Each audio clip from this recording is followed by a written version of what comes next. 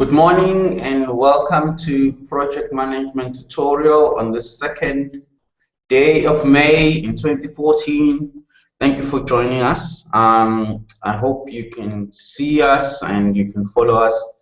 The Q&A has been enabled, the chat is live, so you're allowed to interact with me. Okay, so our reading this week is based on chapter 13 on change management. And I think you have a case study that is live. Please tackle that, and then let me know if you have any questions. Please ignore that. Please ignore that.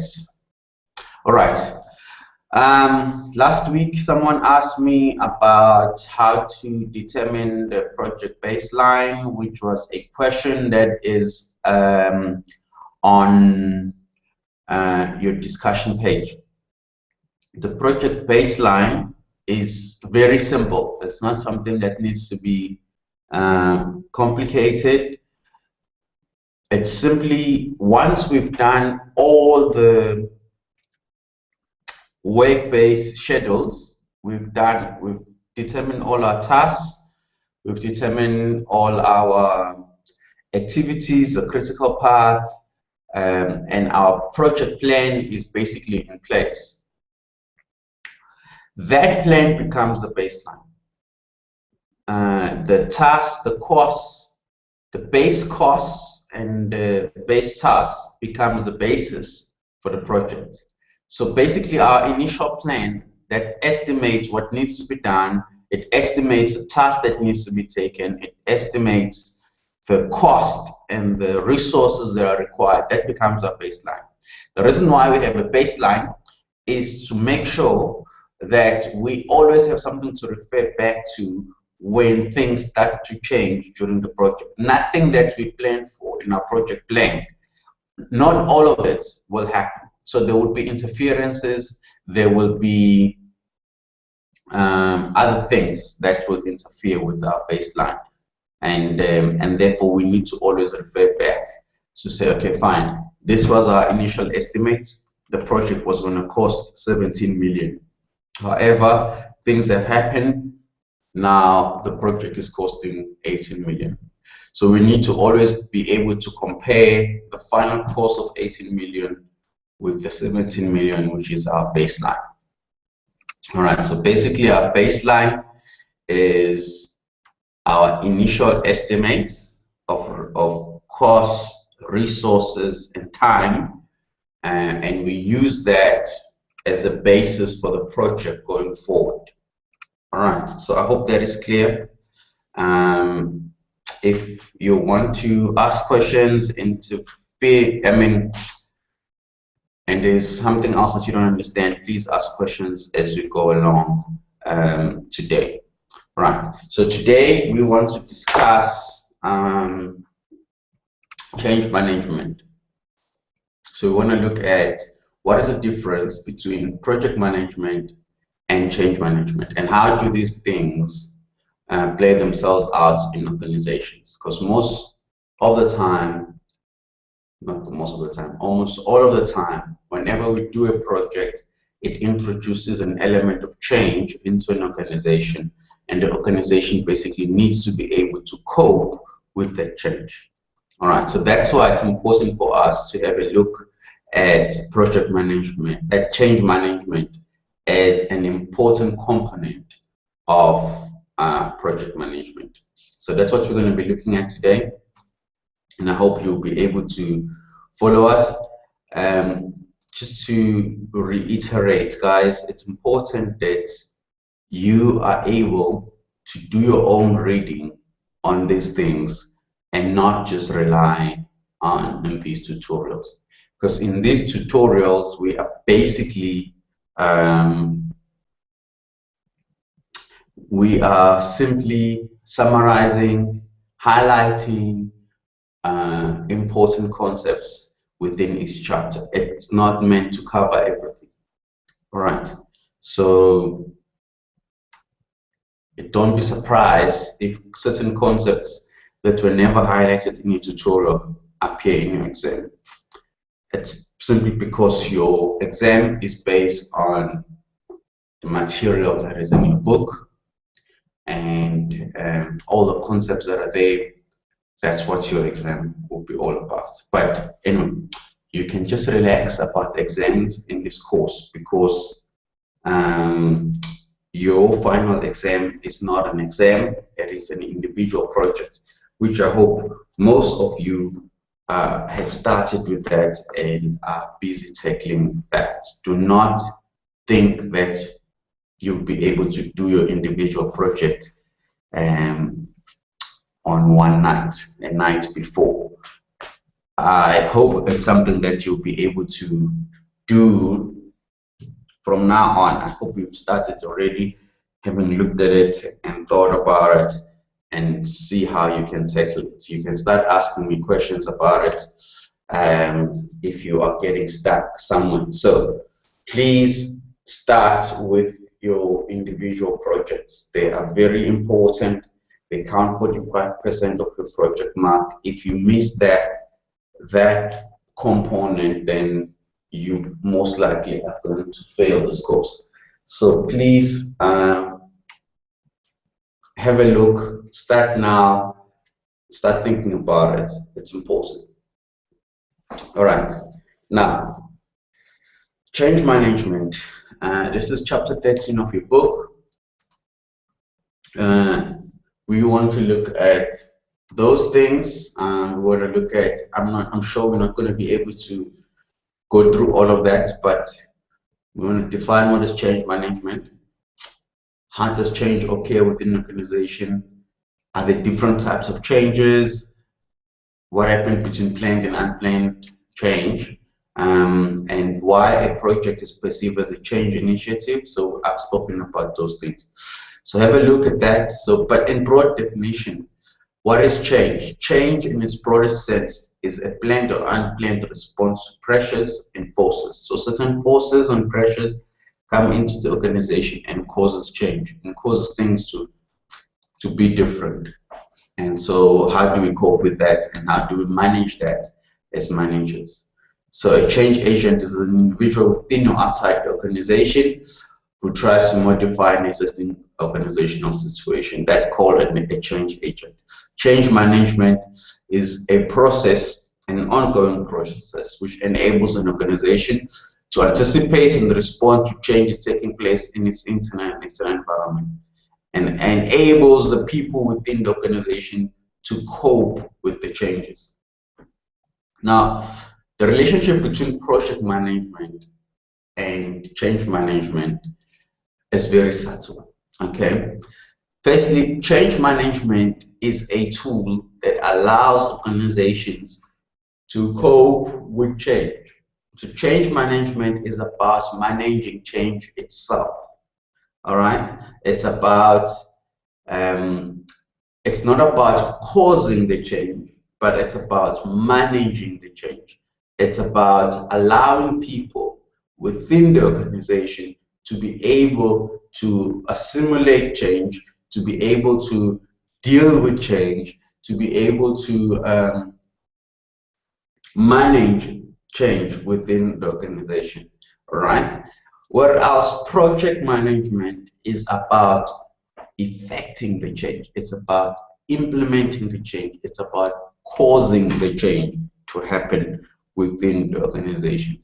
And so these two things can therefore happen simultaneously. And that's the thing, that project management and change management is supposed to happen simultaneously.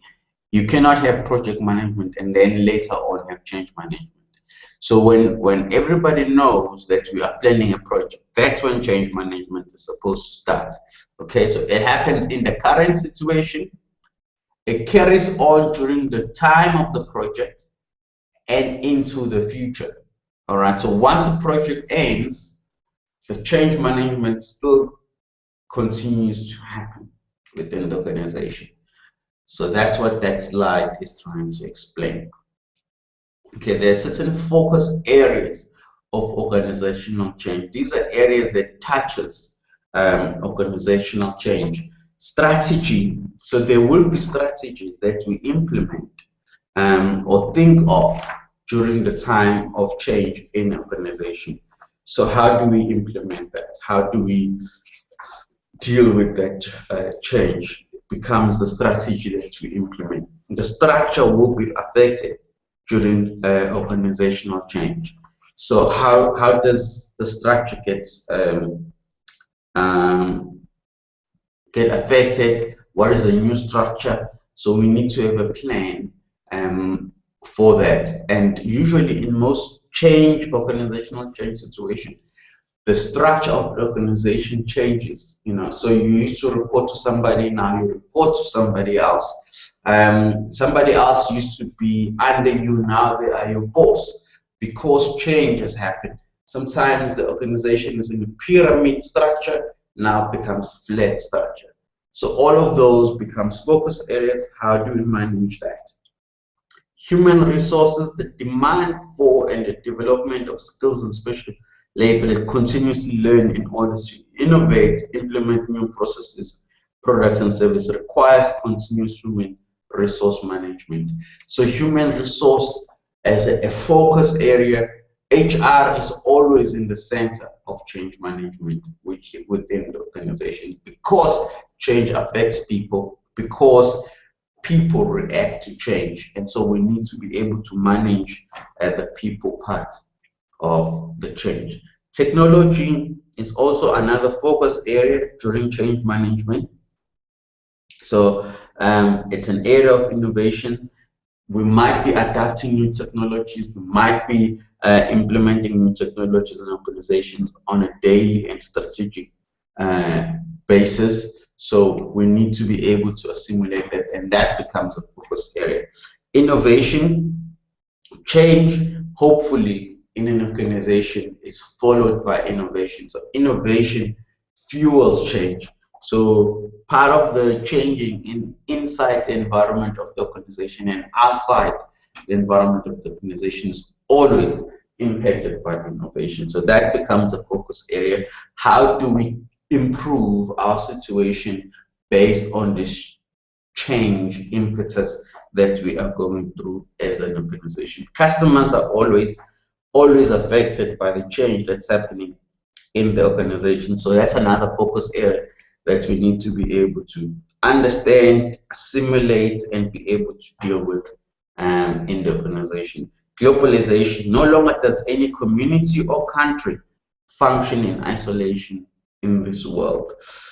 Therefore, our change entails that the level of competition, the rules of business are ever growing and becoming more demanding for all of us. All right, so let's continue to look at this. So types of change in the organization. How do we classify change? We've spoken about unplanned change and planned change. Unplanned change is something that happens to you as an organization and you have to react to. Planned change is something that we have deliberately introduced, so we're not forced, but we want to do it. But let's look deeply into the types of change. There's developmental change, which is an ongoing process of continuous improvement of the current organization. It can be a department, it can be a particular project, without the aim to establish radical transformation. So this is something that we do to improve things within a department, within an organization. So it's part of continuous improvement. Some organizations do this very well. Some organizations are not very good at this. Transformational change is fundamental and radical change, which has substantially impacted our organization, department, project, and it requires further change in culture in order to sustain itself over time. So transformation is something that radically changes an organization. So like a merger or an acquisition. So when an organization merges with another organization, it introduces fundamental radical change into the organization. Almost everything changes. Do not believe anyone who tells you that if two organizations merges that nothing's going to change. Of course, a whole lot changes. The culture of the organization changes. all of that changes. So let's look at an example where a cell phone manufacturer such as HTC and Nokia, who are well known to us for applying transitional change when incorporating new technology such as Wi-Fi, Bluetooth, 3G. So all of those things become fundamental changes that an organization like Nokia will have to assimilate into their business, which they probably wouldn't have had, and that changes everything in that organization. So transformational change is therefore fundamental. And then transitional change is a result of a replacement of current practices, processes, products or services with new ones in order to improve efficiency. So this happens a lot in the technology sector, and it introduces fundamental transitional changes. So an improvement in technology can introduce this into an organization. Okay, now planned change management processes. So we've spoken about unplanned changes, and now we're looking at planned changes. How do we do this? This is a framework on which it happens. So we firstly we establish the need for change, which leads to situational diagnosis and analysis. So we say, well, we need to change something in this organization. Let's analyze it. Let's see what's happening right now. And then we start to plan what needs to happen. And once we've done with our planning, we then implement the change that needs to happen. And then we watch for feedback and we evaluate, and certain things work right and certain things do not work right. And then we go back to reiterate what we were trying to do. Okay, so there are different phases in this change process.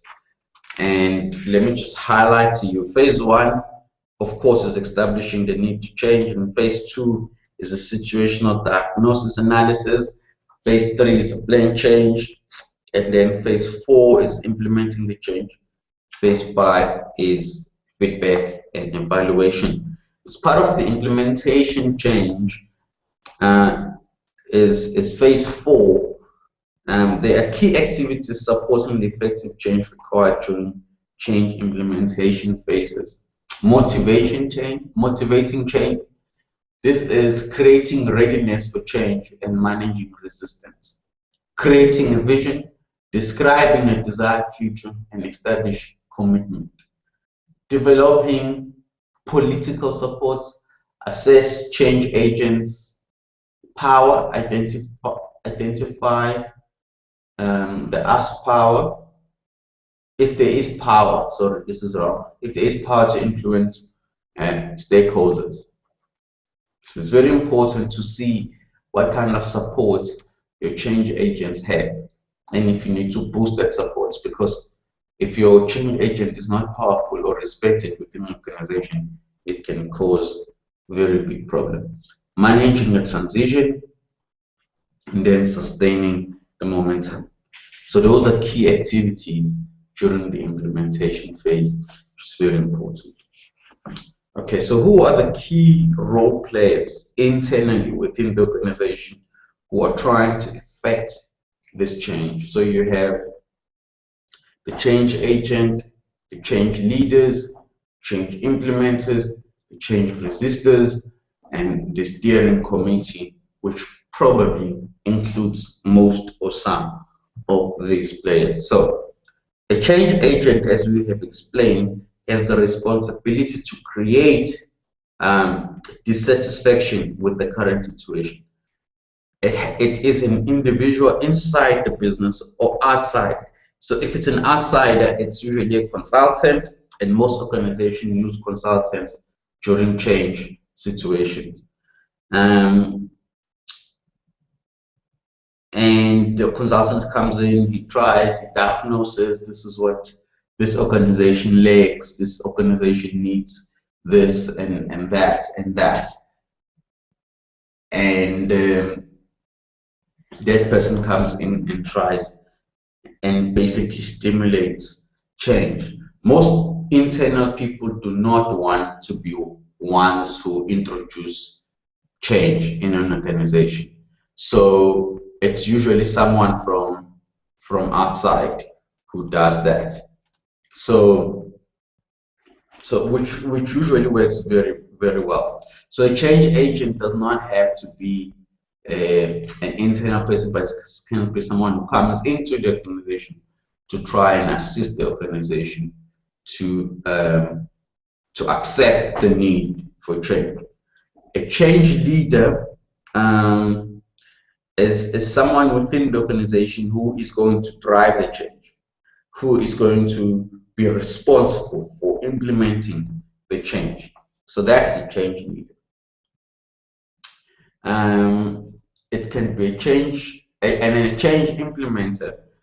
This group, these are people within the organization who are on the tactical level within the organization. So if you are implementing an IT project that's going to radically change how the organization works, these are usually IT guys who are basically introducing the software. They're busy talking to the employees, showing them how the system works, showing them how it needs to work.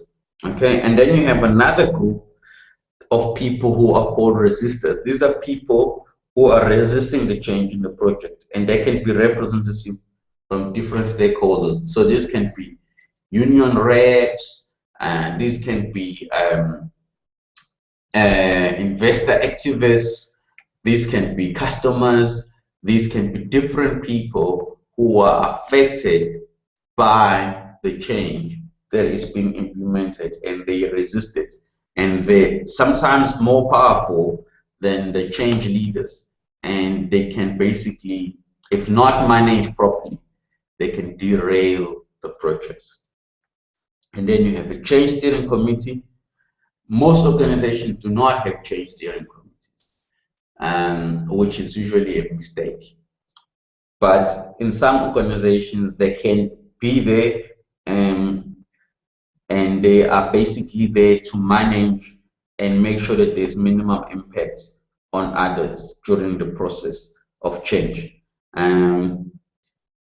So in big change management projects, it's always important to have a steering committee that manages the process of change, the complaints that people bring, and are constantly monitoring what is going on and how the change is being implemented within the organization, and how people are reacting, and whether things are happening the way we have planned for them to happen. So very important. And then the external role players include customers, government, can be the community, it can be the markets. These people are also very important.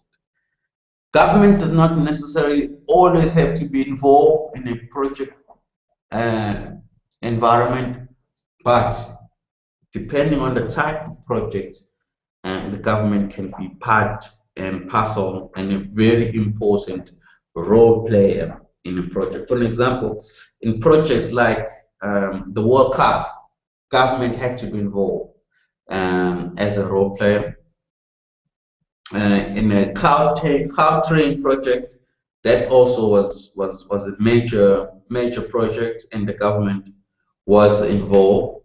The Olympics can also involve a government. So different projects require, especially where legislation needs to be changed or legislation is going to be infringed upon, that can trigger a role for the government. Okay, and sometimes our project involve communities. So, and those communities get affected during the project. Like if we're building a road, it affects the community, so then they become role players in the project. If you are building a parking garage or you're building a shopping center, it's a change situation, and the community can be affected, and therefore they need to be role players in that change situation. So it's always advisable to include them. Now let's look at the psychological impact of change. Okay, how do people psychologically react to change, and what is the human behavior of individuals in a change situation? Okay, we have different stages of how people react to change. All right, stage one usually includes immobilization and shock. People are shocked that you're actually even anticipating to do this thing, and they feel overwhelmed by the change. So this happens during the announcement. So the announcement of the change can result in shock being experienced. People can feel frozen and paralyzed because of the news. So obviously, depending how big the news is. So like in an organization, when they are announcing that, look, we are going to be changing the structure, we're going to be downsizing most of the time, so people get shocked. People, the levels of anxiety increases because of this. And then stage two is denial. People deny that the change actually exists, and they try to avoid it. They refuse to acknowledge that something has changed in their lives. So denial comes in. People are going to lose their jobs. They're not going to have the same friends that they've had for the past 20 years. It's usually a big deal. Stage three is anger. Eventually, this denial results in frustration as people see that this thing is actually happening, and there's emotional outbursts. So the intensity of these and the impacts of them in the change depend on how big the change is and how much it affects people's lives. And then stage four is bargaining. So basically, people are trying to see how they can get out of the change and what are their options. So they're trying to see what their options are.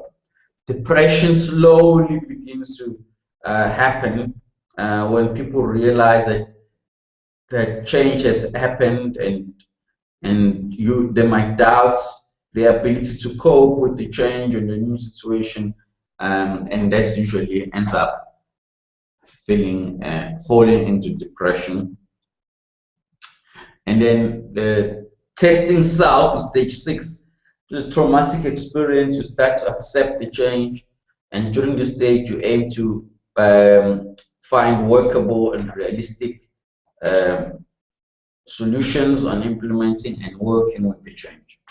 Okay, and then accepting is then stage 7, where people let go and they start living with the change. So these are the different stages.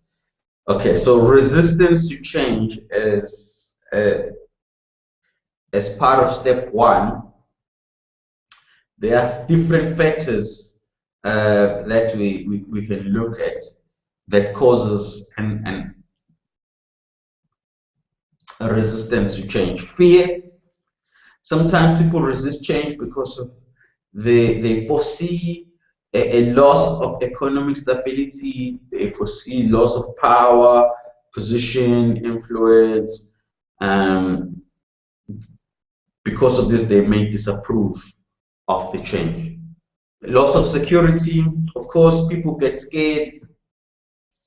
People tend to find security in the way things are, and now all of a sudden, because things are going to change, that uncertainty can unsettle people and they can feel insecure.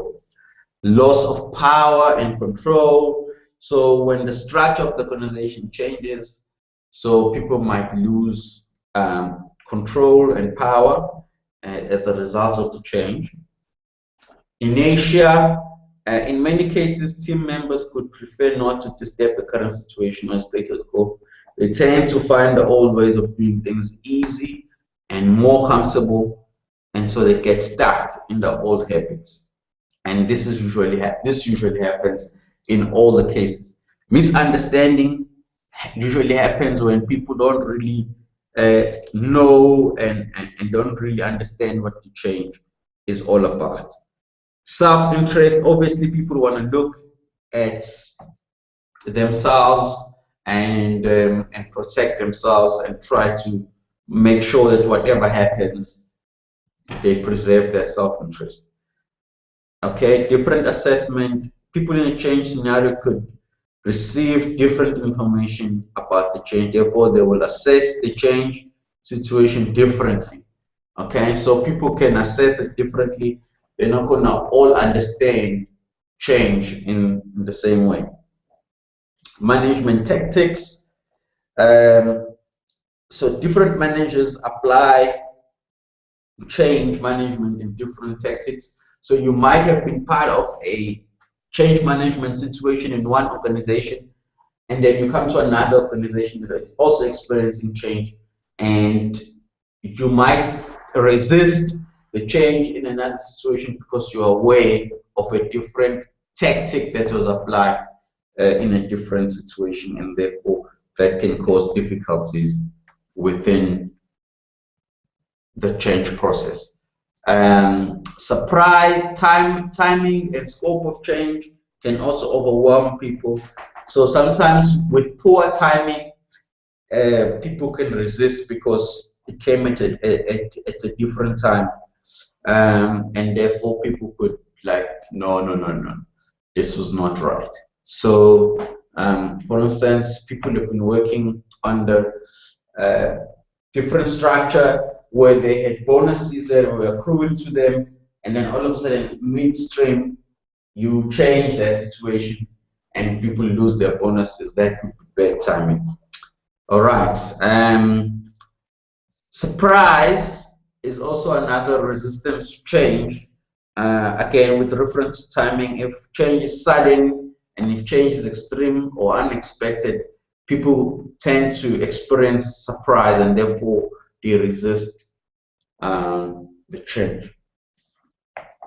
So awareness of weakness.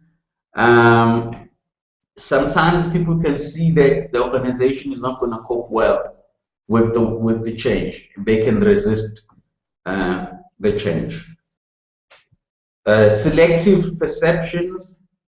If you have a biased interpretation of the reality, you are most likely guilty of selective perception. Team members prone to selective perception tend to think in terms of stereotypes, and these stereotypes can permeate their logic. So again, if we have a certain stereotype, management needs to understand and be able to work around those stereotypes. Peer pressure happens a lot, and people can resist change because other people are resisting change. Okay, so how do we overcome the resistance? And how do we manage resistance? Through education and communication. So basically people need to be educated about what's going to happen. People need to be given all the information they can get, all the information that they need to get to understand change. And so how do we begin to introduce change? Is that we need to give people as much information as possible.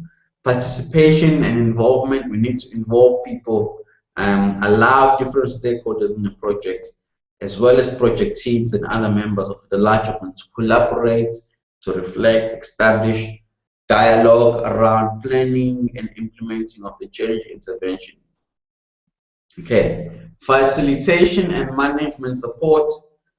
So as change is generally experienced with resistance or fear of unknown, team members should be supported through the planning, implementation and evaluation and feedback, negotiation with rewards.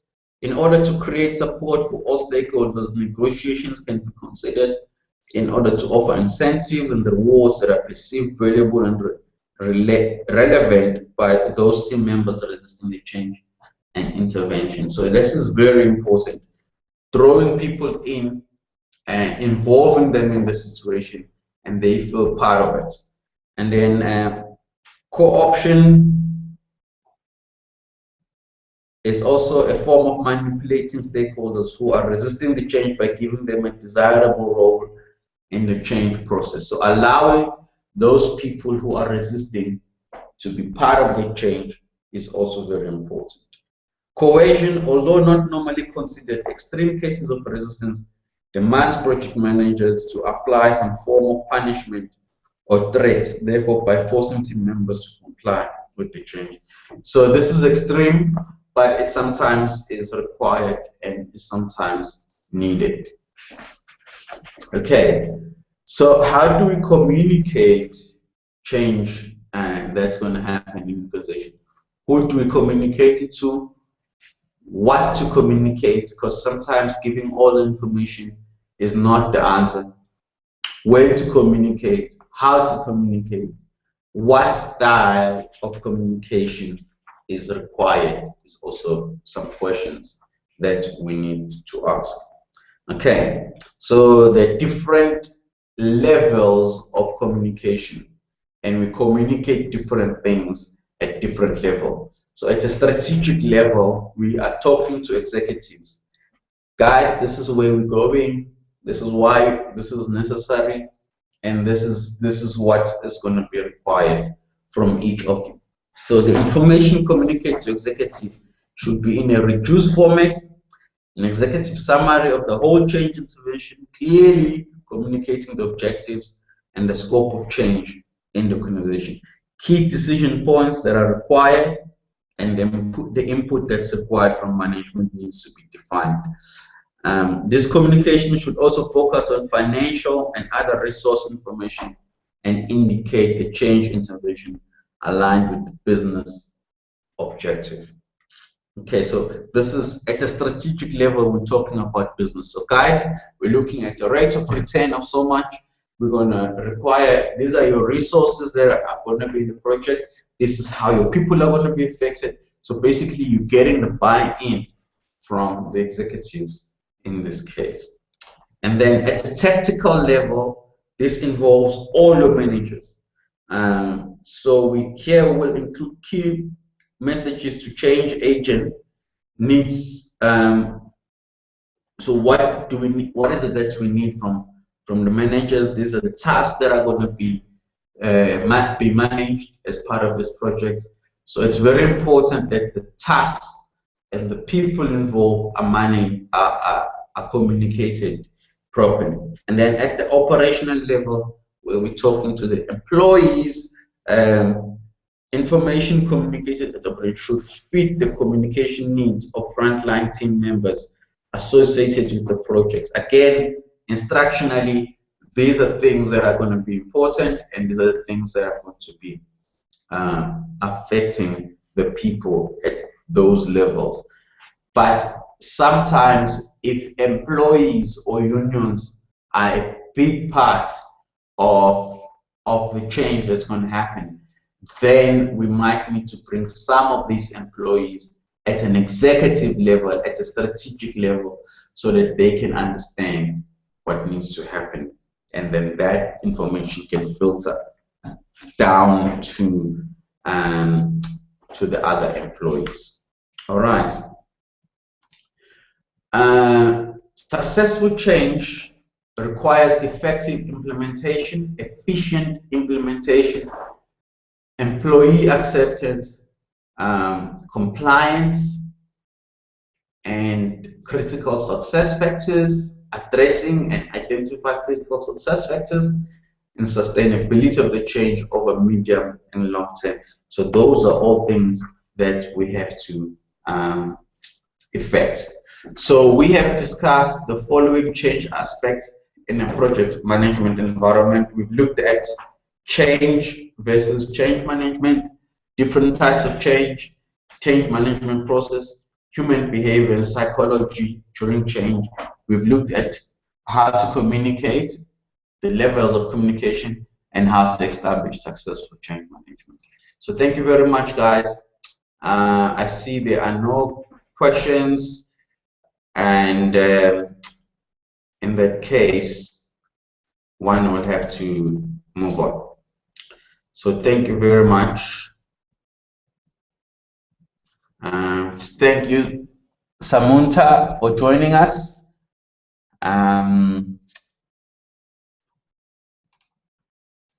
Thank you very much, guys. We will see you next week. Okay, bye.